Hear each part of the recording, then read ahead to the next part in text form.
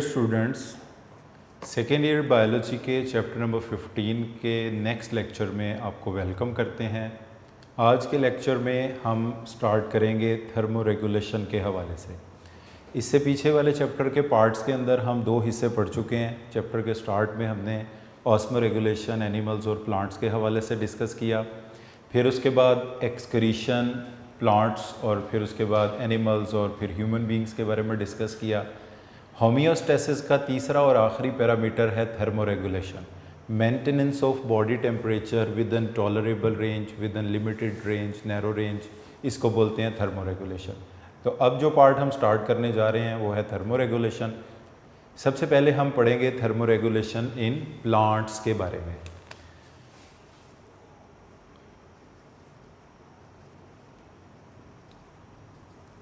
Thermoregulation in plants में thermoregulation के हवाले से दो एडेप्टेशंस हैं, one is for high temperature and other is for low temperature. तो इनिशियली जो हम पढ़ने जा रहे हैं वो है for high temperature. Dear students, plants को हाई टेम्परेचर में जो प्रॉब्लम फेस करना पड़ता है उसमें नंबर वन प्रॉब्लम तो है evaporative loss of water. High temperature पे जो मेजर प्रॉब्लम प्लांट्स को फेस करना पड़ेगा उसमें इवेपोरेशन है, which result in denaturation of enzymes.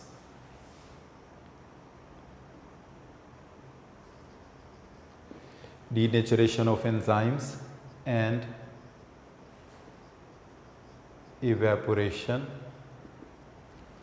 अगर ये इवेपोरेशन बहुत ज़्यादा हो जाती है तो ये इवेपोरेशन लीड करती है टू डेसिकेशन, पहले डिहाइड्रेशन, पानी की कमी, and then will lead to desiccation.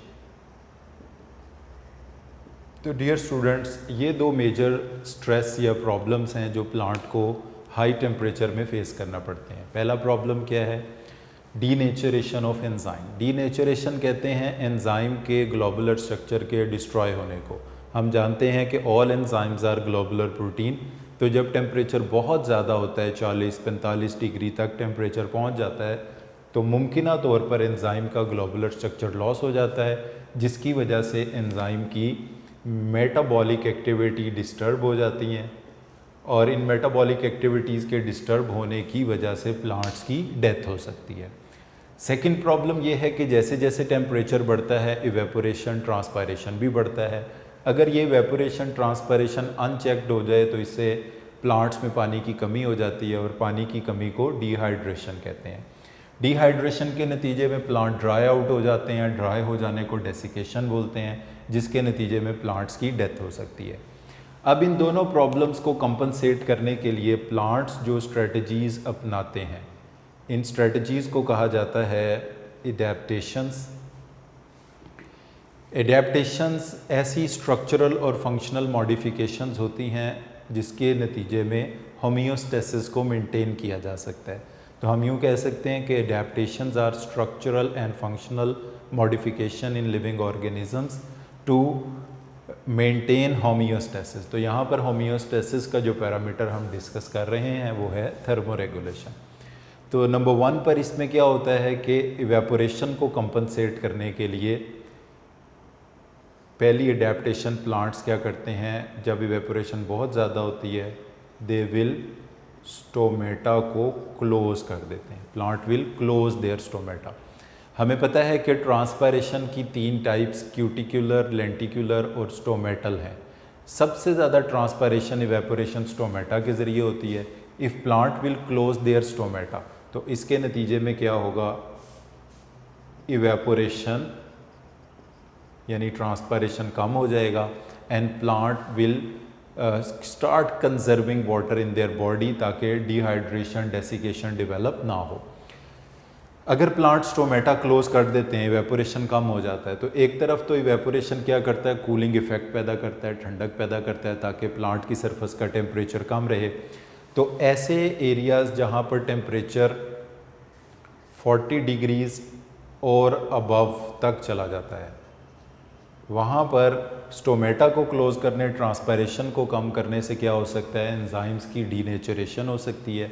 अब इस एंजाइम की डीनेचरेशन को बचाने के लिए they will form a specialized protein which is known as heat shock protein. इस प्रोटीन को कहा जाएगा हीट शॉक प्रोटीन। ये हीट शॉक प्रोटीन एंजाइम के साथ एम्ब्रेस कर देगी, जुड़ जाएगी, और जब तक ये हीट शॉक प्रोटीन एंजाइम के साथ जुड़ी रहेगी ये एंजाइम को डीनेचर होने नहीं देगी। तो अगर हमसे पूछा जाता है कि इस हीट शॉक प्रोटीन का क्या फंक्शन है, तो हम कहेंगे it protect enzyme, protect enzyme from denaturation. It protect enzyme from denaturation. तो डियर स्टूडेंट्स, हाई टेम्परेचर पे प्लांट्स को जो प्रॉब्लम फेस करने पड़ते हैं वो मेनली दो हैं, destruction in globular form of enzyme या denaturation of enzyme which harm the metabolic activities, जो मेटाबॉलिज्म को नुकसान करेगा, सफ़र करेगा।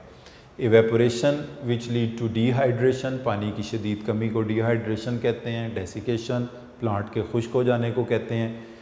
डीनेचरेशन ऑफ एंजाइम से बचने के लिए, इवेपोरेशन के नतीजे में डिहाइड्रेशन और डेसिकेशन से बचने के लिए प्लांट अपने अंदर जो भी चेंजेस लाएंगे, मॉडिफिकेशंस करेंगे, इन्हें हम बोलेंगे adaptation.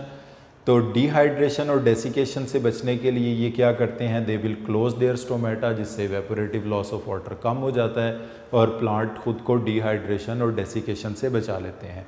On the other hand इस इवेपोरेशन के कम होने से कूलिंग इफेक्ट भी कम हो जाता है, तो प्लांट की बॉडी का टेम्परेचर 40-45 डिग्री या इससे अबव पर चला जाता है, जो एंजाइम को डीनेचर करने का बाइस बनता है। तो ऐसे प्लांट जहाँ पे हीट स्ट्रेस ज़्यादा होता है, जहाँ पे टेम्परेचर 40 को मोस्टली क्रॉस कर लेता है, ये एक स्पेशलाइज्ड प्रोटीन बनाते हैं जिसे बोलते हैं हीट शॉक प्रोटीन। तो those plants which live in areas where temperature is 40 degrees और above, these plants, their cells will synthesize a specialized protein which is known as heat shock protein. This protein will protect enzyme from denaturation. तो जब तक ये protein plant के sales में मौजूद रहेगी, चाहे टेम्परेचर 40 डिग्री या इससे अबव पर चला जाए, एंजाइम डीनेचर नहीं होंगे। तो इस तरह से इन दो प्रॉब्लम्स को कंपनसेट किया जाता है। इसके बाद दूसरा पोर्शन डियर स्टूडेंट्स इसके हवाले से आता है, वो है लो टेम्परेचर। प्लांट्स जो कि रहते हैं लो टेम्परेचर में, तो लो टेम्परेचर में रहने वाले प्लांट्स को जो प्रॉब्लम फेस करना पड़ता है वो डिफरेंट है। नंबर वन, इसमें जो टेम्परेचर, लो टेम्परेचर जो कि फ्रीजिंग टेम्परेचर या इससे भी नीचे तक जा सकता है, उस टेम्परेचर पर रहने वाले प्लांट्स को पहला जो प्रॉब्लम फेस करना पड़ता है वो है alteration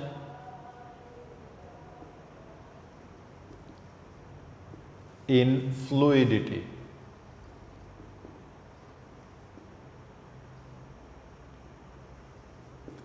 Fluidity of cell membrane, इनकी सेल मेम्ब्रेन की जो फ्लूइडिटी है वो ऑल्टर हो जाती है।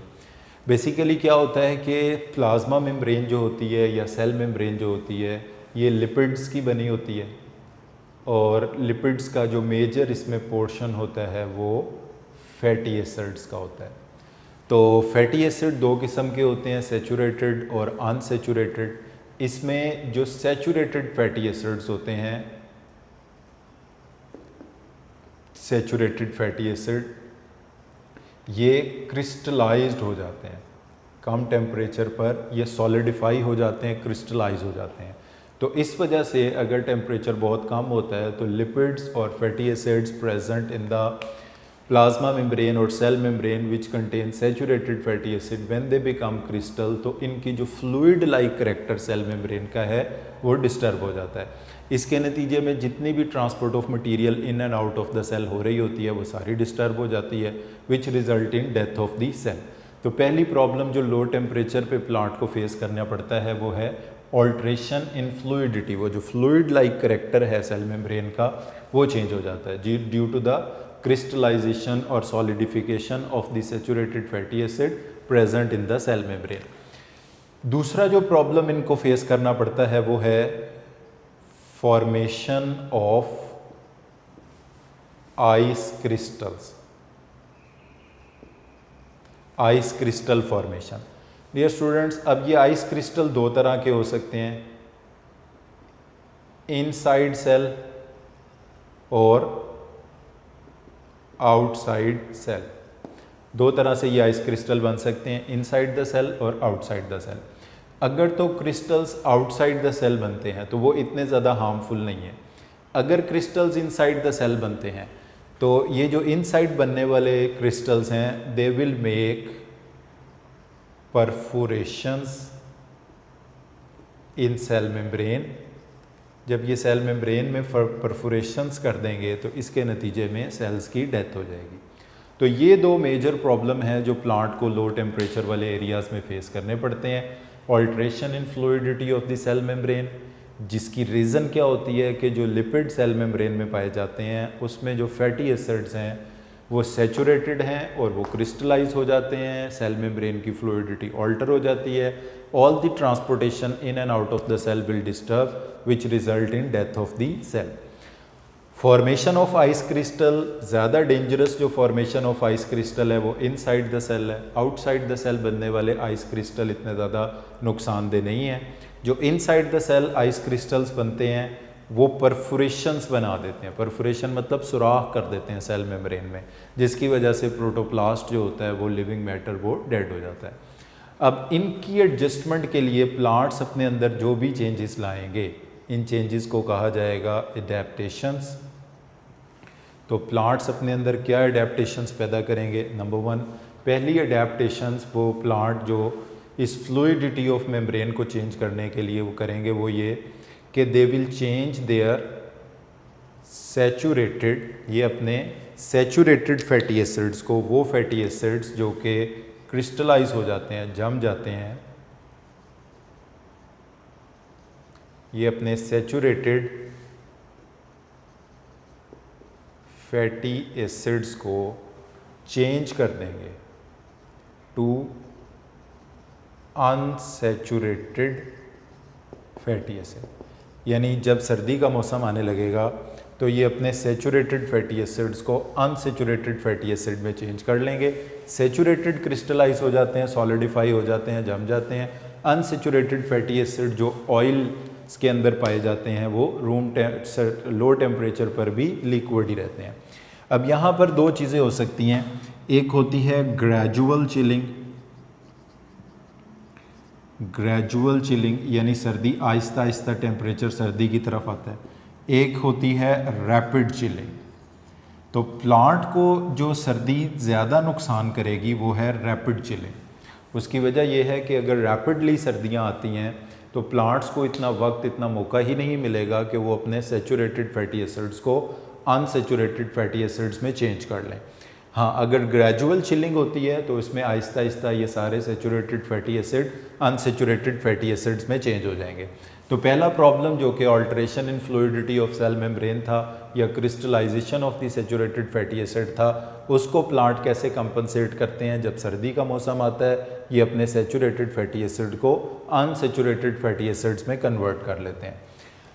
दूसरा प्रॉब्लम जो formation of ice crystal inside the cell specifically है, उसके लिए ये क्या करते हैं? They retain certain solutes in their cytosol and make their cytosol super cool। कुछ सोल्यूट को साइटोप्लाज्म में, cytosol soluble part of cytoplasm को कहते हैं, उसमें जमा करने से ये क्या करेंगे? अपने साइटोप्लाज्म को सुपर कूल कर लेंगे। सुपर कूल का मतलब ये है कि उस साइटोप्लाज्म का temperature freezing point 0 degree Celsius उससे बिलो भी चला जाएगा तो भी उसके अंदर आइस क्रिस्टल्स नहीं बनेंगे।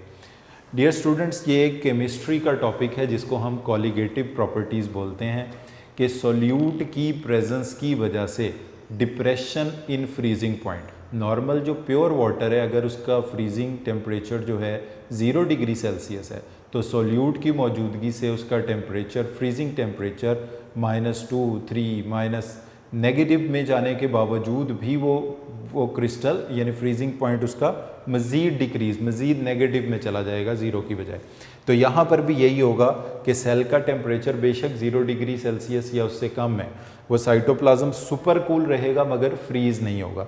यानी इसका मतलब ये होगा कि ये जो सॉल्यूट्स मौजूद होंगे साइटोसोल के अंदर, ये एंटी फ्रीजिंग एजेंट के तौर पे काम करेंगे, which prevent cells from formation of ice crystal. तो इस तरह डियर स्टूडेंट्स ये हमने देखा कि लो टेम्परेचर में रहने वाले प्लांट्स को क्या प्रॉब्लम फेस करना पड़ता है और उसको कंपनसेट करने के लिए वो अपने अंदर क्या अडेप्टेशंस पैदा करते हैं। तो इसको अगर समराइज़ करें तो लो टेम्परेचर के दो बड़े प्रॉब्लम्स क्या हैं, alteration in fluidity of cell membrane, और सेकंड प्रॉब्लम क्या है, formation of ice crystal. Alteration in fluidity of membrane को कैसे कंपनसेट किया जाता है, by converting saturated fatty acids into unsaturated fatty acid, और साइटोप्लाज्म को सुपर कूल करके सेकंड प्रॉब्लम जो कि फॉर्मेशन ऑफ आइस क्रिस्टल्स है, इसको कंपनसेट किया जाता है। तो डियर स्टूडेंट्स ये हमारे पास लो टेम्परेचर और हाई टेम्परेचर के प्रॉब्लम्स थे जो प्लांट फेस करते हैं, और उनको कंपनसेट करने के लिए जो अडेप्टेशंस वो अंदर अपने पैदा करते हैं वो हमने डिस्कस की इसके हवाले से। डियर स्टूडेंट्स नेक्स्ट टॉपिक हमारे पास है body temperature, heat gain and loss from the body. तो इसमें हम देखते हैं कि किसी भी एनिमल की बॉडी का टेम्परेचर, एनिमल्स बॉडी टेम्परेचर, ये दो बातों पर डिपेंड करता है। Number 1, rate of change in body heat, body की जो हीट पैदा करने की एबिलिटी है उसमें क्या चेंज आ रहा है, which in turn depends on metabolism. यानी अगर मेटाबॉलिक एक्टिविटी बढ़ रही है तो बॉडी में हीट की प्रोडक्शन बढ़ रही है तो टेम्परेचर भी बॉडी का बढ़ेगा। इसी तरह अगर बॉडी की internal metabolic heat production, metabolism कम हो रहा है तो rate of change in body heat कम होगा और बॉडी टेम्परेचर भी कम होगा।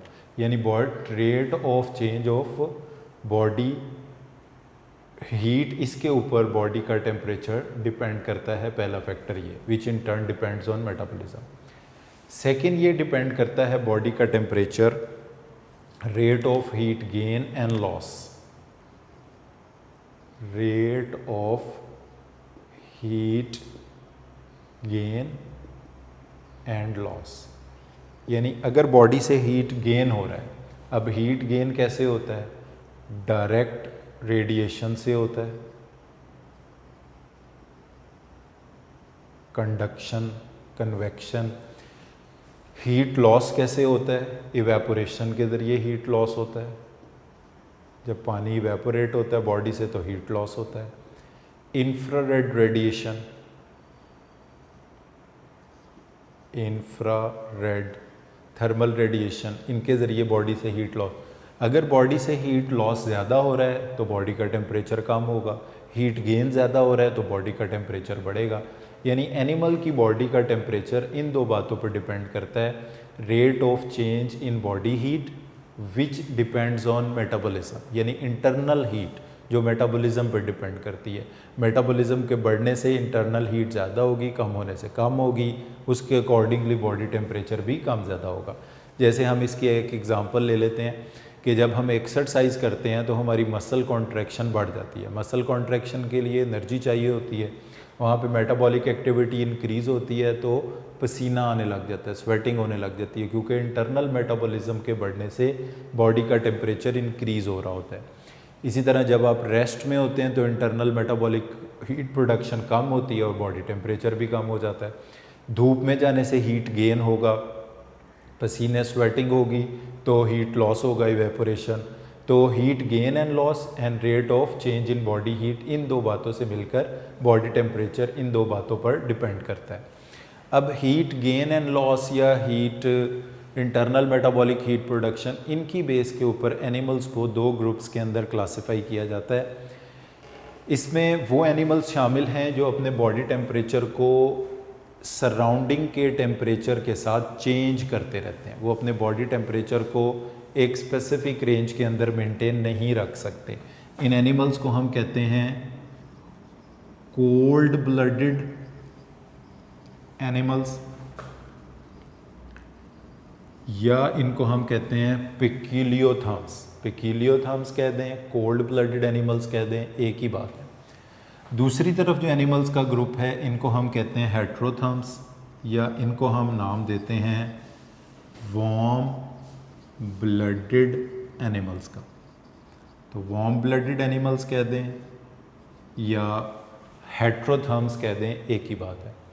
तो दोज एनिमल्स, अब इनको डिफाइन कैसे करेंगे? Those animals which maintain their body temperature despite changes in the temperature और ऑफ आउटसाइड एनवायरनमेंट, जो अपने बॉडी टेम्परेचर को मेंटेन करते हैं। Those animals which maintain their body temperature despite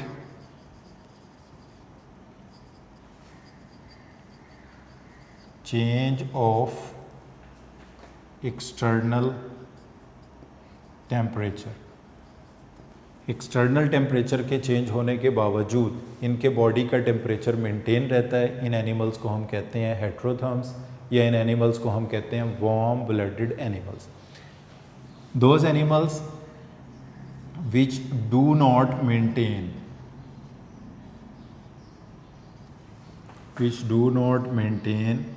their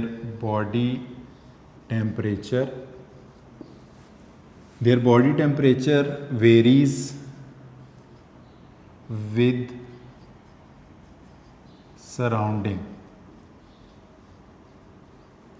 Their body temperature varies with the surroundings temperature. जैसे जैसे surroundings का temperature कम ज़्यादा हो तो इनका बॉडी टेम्परेचर चेंज होता रहे। इन एनिमल्स को हम कहते हैं कोल्ड ब्लडेड एनिमल्स बोलते हैं। कोल्ड ब्लडेड एनिमल्स की एग्जांपल्स में शामिल हैं फिशेस, जिनको आप पाइसेस भी कह सकते हैं, एम्फीबियंस और रेप्टाइल्स। ये वर्टिब्रेट्स में से वो एनिमल्स के ग्रुप्स हैं जो कि कोल्ड ब्लडेड हैं, जो कि पिकीलियोथर्म्स हैं। यानी फिशेस में जितना टेम्परेचर सराउंडिंग टेम्परेचर का होगा उतना ही टेम्परेचर उनकी बॉडी का होगा, वो उससे ज़्यादा नहीं रख सकते। इसलिए वो मूव करके ऐसी जगह पे रहेंगे जहाँ पे पानी का टेम्परेचर उनके ज़िंदा रहने के लिए सूटेबल हो।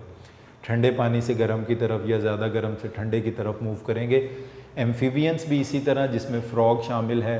सख्त सर्दी के मौसम में भी ये बाहर नहीं निकलेंगे क्योंकि सराउंडिंग्स का टेम्परेचर कम होगा।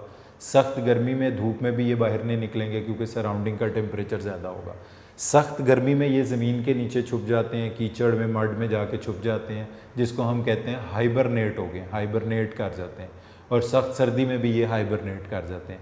इसी तरह रेप्टाइल्स जो हैं, जिसमें स्नेक वगैरह शामिल हैं, लिजर्ड्स वगैरह शामिल हैं, ये भी कोल्ड ब्लडेड एनिमल्स हैं। ये भी अपने, इनका बॉडी टेम्परेचर भी इनके सराउंडिंग के टेम्परेचर के साथ चेंज होता रहेगा। ये अपने बॉडी टेम्परेचर को मेंटेन नहीं कर पाएंगे सराउंडिंग के टेम्परेचर के चेंज होने के साथ साथ। तो ये एनिमल्स कोल्ड ब्लडेड हैं या पिकीलियोथर्म्स हैं। अब वार्म ब्लडेड एनिमल्स की एग्जांपल में आते हैं एवीज़। एवीज़ कहते हैं बर्ड्स की क्लास को, एंड मैमल्स जिसमें ह्यूमन बीइंग भी शामिल हैं। ये हेट्रोथर्म्स हैं, वार्म ब्लडेड एनिमल हैं। जैसे human body temperature average 37 degree Celsius है। आप सर्दी में हो, गर्मी में हो, आपका बॉडी टेम्परेचर 37 डिग्री सेल्सियस के राउंड अबाउट ही रहेगा, क्योंकि हम हेट्रोथर्म्स हैं, वार्म ब्लडेड एनिमल्स हैं और अपने बॉडी टेम्परेचर को within specific range, tolerable range maintain करते हैं। तो डियर स्टूडेंट्स, बोर्ड के पॉइंट ऑफ व्यू से ये बहुत इंपॉर्टेंट शॉर्ट क्वेश्चन है कि अक्सर डिफ्रेंशिएशन के तौर पर आता है, ऐसे भी आ सकता है डिफ्रेंशिएट बिटवीन पिकीलियोथर्म्स एंड हेट्रोथर्म, या ऐसे भी पूछा जा सकता है differentiate between cold blooded and warm blooded animals. तो एक तो आप इनको डिफाइन कर देंगे, कोल्ड ब्लडेड के कॉलम में कोल्ड ब्लडेड को और वार्म ब्लडेड के कॉलम में वार्म ब्लडेड को।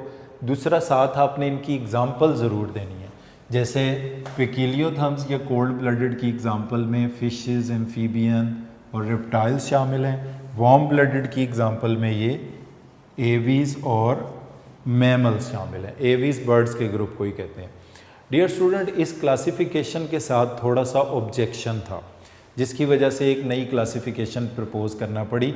जैसे कि कुछ लिजर्ड की टाइप्स हैं जो कि रेप्टाइल्स के ग्रुप में आते हैं, इनको होना चाहिए कोल्ड ब्लडेड, मगर वो वार्म ब्लडेड के तौर पर रहते हैं। इसी तरह कुछ मैमल्स हैं जिनको होना चाहिए वार्म ब्लडेड, मगर वो सराउंडिंग के टेम्परेचर के साथ अपने बॉडी के टेम्परेचर को चेंज करते रहते हैं। तो ये क्लासिफिकेशन इतनी सूटेबल, इतनी एग्जैक्ट नहीं है, तो इसलिए इसकी जगह पर एक और थर्मो रेगुलेशन की बेस के ऊपर एनिमल्स को क्लासिफाई किया गया एक और कैटेगरी के अंदर। तो इस क्लासिफिकेशन पर ऑब्जेक्शन ये हैं कि कुछ रेप्टाइल्स, लिजर्ड्स जैसे कि जो कि कोल्ड ब्लडेड होने चाहिए but they are warm blooded, कुछ मैमल्स इसी तरह जो कि वार्म ब्लडेड होने चाहिए but they are cold blooded. तो this classification is not suitable for all animals for all ranges of the temperature classification. तो इसकी जगह पर एक और क्लासिफिकेशन पेश की गई जो कि सोर्स ऑफ हीट प्रोडक्शन की बेस पर थी, despite the ability to maintain temperature और नॉट मेंटेन द टेम्परेचर। तो थर्मो रेगुलेशन की इस क्लासिफिकेशन में जो सोर्स ऑफ हीट की बेस पर बेस करती है, एनिमल्स को 3 ग्रुप्स में डिवाइड करते हैं, हेट्रोथर्म्स, एंडोथर्म्स एंड एक्टोथर्म्स। अब नेक्स्ट हम उन्हीं को डिस्कस करेंगे। डियर स्टूडेंट्स, एक क्लासिफिकेशन थर्मो रेगुलेशन की हमने पढ़ी, warm blooded, cold blooded animals जिनको हेट्रोथर्म्स और पिकीलियोथर्म्स भी बोलते हैं, और उसके साथ हमने देखा कि कुछ ऑब्जेक्शंस भी हैं उस पर। Another classification which is based on the source of heat, इसकी बेस पर एनिमल्स को 3 ग्रुप्स में डिवाइड किया जाता है। नंबर 1 है एंडोथर्म्स, नंबर 2 पर आते हैं एक्टोथर्म्स, और नंबर 3 पर आते हैं हेट्रोथर्म्स आते हैं। तो इनको 1 बाय 1 डिस्कस करते हैं। एंडोथर्म्स से मुराद डियर स्टूडेंट्स वो एनिमल्स हैं इन विच बॉडी टेम्परेचर, ऐसे एनिमल्स जिनका body temperature mainly internal metabolic heat production पे डिपेंड करता है। वो एनिमल्स जिनका body temperature internal metabolic heat production पे डिपेंड करता है, एंडोथर्म्स। यानी इनके बॉडी के अंदर जितना मेटाबॉलिक रिएक्शंस होंगे उसमें जो हीट पैदा होगी उसी के ऊपर बॉडी टेम्परेचर बेस करेगा। इसका ये मतलब नहीं कि ये आउटसाइड एनवायरनमेंट से हीट को गेन या लूज़ नहीं करते, आउटसाइड एनवायरनमेंट से हीट गेन लूज़ करते हैं, बट उसके ऊपर इनका बॉडी टेम्परेचर डिपेंड नहीं करता। There body temperature mainly depends on internal metabolic heat production, जो कि कम होगी तो इनका बॉडी टेम्परेचर कम हो जाएगा, ज़्यादा होगी तो इनका बॉडी टेम्परेचर ज़्यादा हो जाएगा। जो सराउंडिंग के साथ ये हीट गेन लॉस करते हैं वो करते ज़रूर हैं, मगर उस पर इनका बॉडी टेम्परेचर डिपेंड नहीं करता। इनकी एग्जांपल्स में बर्ड्स भी आते हैं, मैमल्स भी ज़्यादातर इसमें आते हैं, फ्लाइंग इंसेक्ट्स इसमें आते हैं जैसे कि मॉस्कीटो, फ्लाइज वगैरह, और कुछ फिशेस भी इस कैटेगरी के अंदर फॉल करती हैं। दूसरे नंबर पर वो ग्रुप आता है जिसमें internal metabolic heat at low level है। इंटरनल मेटाबॉलिक हीट प्रोड्यूस तो होती है but at very low level.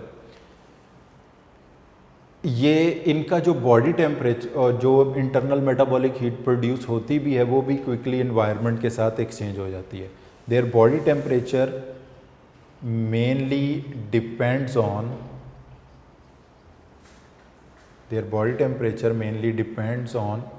heat gain and loss, heat gain and loss from surrounding।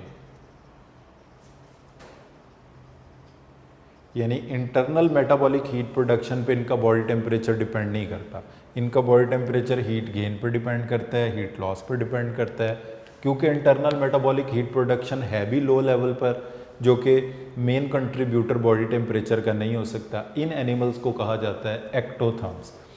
ज़्यादातर इनवर्टिब्रेट्स इसी कैटेगरी के अंदर आते हैं, फिशेस ऑलमोस्ट इसी में आती हैं, एम्फीबियन इसी में आते हैं, रेप्टाइल इसी में आते हैं। इनको आप ये भी कह सकते हैं कि they are just like cold blooded animals, because इनकी internal metabolic heat production at very low level है, which is quickly exchange with the surroundings. Their body temperature mainly depends on the heat gain and loss from the surrounding. तीसरे number पर dear students वो group आता है जिसको हम कहते हैं हेट्रोथर्म्स। हेट्रोथर्म्स में वो एनिमल्स शामिल हैं जो दोनों चीज़ों से बॉडी टेम्परेचर को मेंटेन कर सकते हैं, इंटरनल